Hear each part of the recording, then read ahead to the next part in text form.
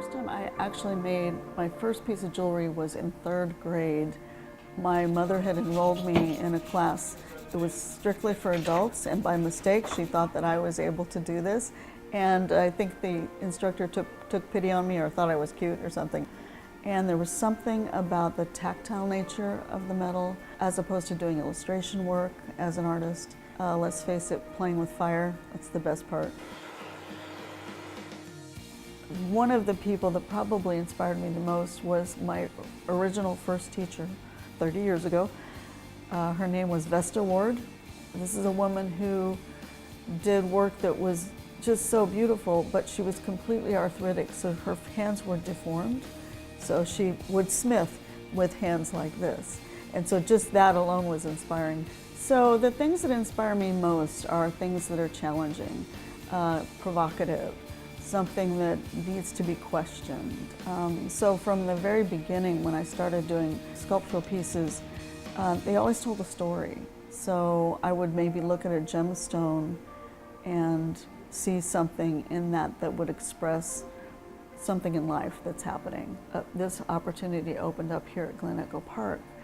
The key of my studio here, it's not just my work, but it was really important for me to share the craft. In fact, that's really where my passion is now. I love doing my work. However, the craft and being able to share the craft with other people is really where my heart is now. I have a program that is a junior artist in residency program.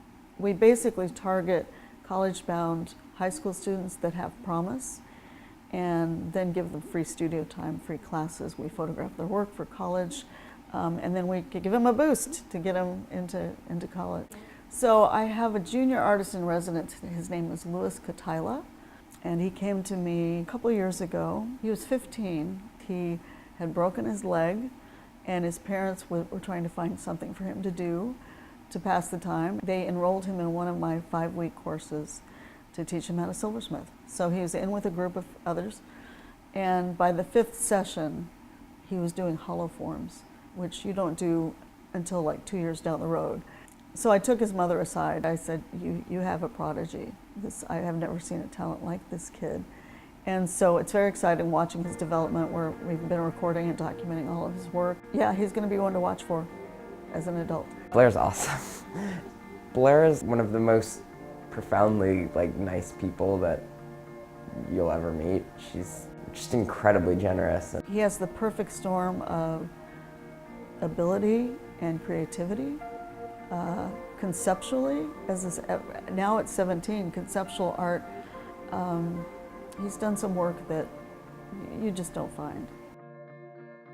So the inspiration behind the color piece was the shooting of Walter Scott. So the porcelain discs had exit wounds, or they had bullet holes through them, but since it was worn on the front, it kind of signified the fact that he got shot in the back.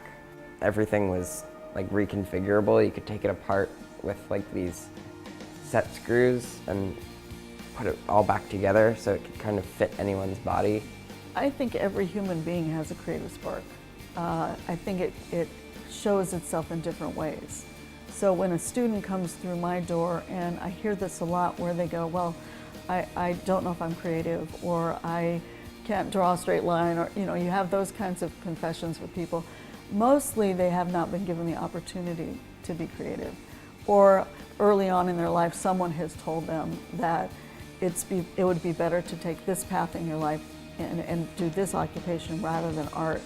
And I have a lot of people that come into it and discover that, wow, this is something that I can do, and they flourish.